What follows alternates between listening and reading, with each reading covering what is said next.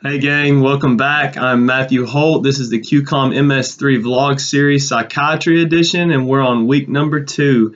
Before I dive into this week and just kind of all the different emotions that came along with it, I'm going to tell you a story from last week that I forgot to put on the previous vlog, and it was something that really encouraged me heading into this journey, and it was basically about a patient who it was an adult patient, and she was struggling with dementia and various things like that. And so she basically had power of attorney invested to her daughter, and her daughter was abusing that power. And so the physician, the resident actually, who was fighting for this patient, they were going to discharge her earlier in the week, but she fought to keep her around so that the discharge planner could work with the case manager and get all the things like set up. And she actually got to go be in an assisted living place. And that was really special because if she had been discharged sooner, she would have went right back home to the same abusive environment with her daughter. And so I just remember the attending looking at Dr. Roby and saying, "You really made a difference in that patient's life." And that was just such a memorable moment because she did. She fought for her patient and made a difference for that patient. And, those are, the good stories in our minds. They have to overshadow the bad because there's so many bad stories. There's the happy endings are always the best because there's quite a few bad endings as well. And that was something I got exposure to in child psychiatry this past week in the Willow Unit at Woodridge. Just talk about an emotional wreck last week. And it was the 4th of July. Like on Wednesday, we got the whole day off for the 4th of July. That was amazing. I went back home, spent time with some of the people I care about most. And it was really refreshing for me, especially in the middle of a week like last week.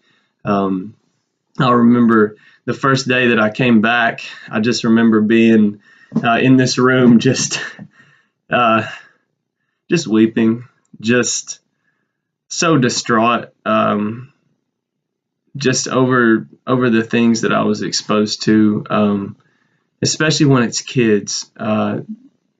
Kids are so innocent, and they can't really they don't have a whole lot of control over their circumstances. Life has dealt them a set of cards that most of us, we don't have to deal with, and they do, and their children. And some of the things that I've seen and heard this past week really wrecked my life. And I don't know what else to say about it. I don't want to get into too many details, but whenever you hear about bad things happening to people like abuse and sexual trauma and just being uprooted from environments and just taken into places that they don't even know what the place is. You hear about those things and you're conscious of people going through those things, but until you meet the person, until you have to sit here at this computer and just go through their electronic medical record, you see all their past. You see who they are on paper, and the things and the circumstances and all the things that have brought them to this point.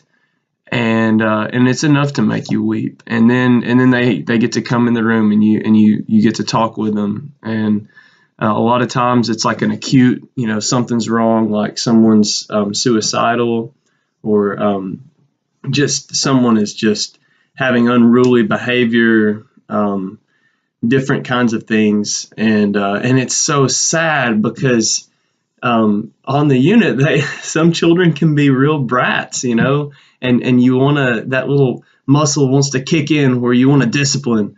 And it's such a hard balance because I'd probably want to wreak havoc on the unit too if I'd been through what some of these kids have been through, and it was just so hard.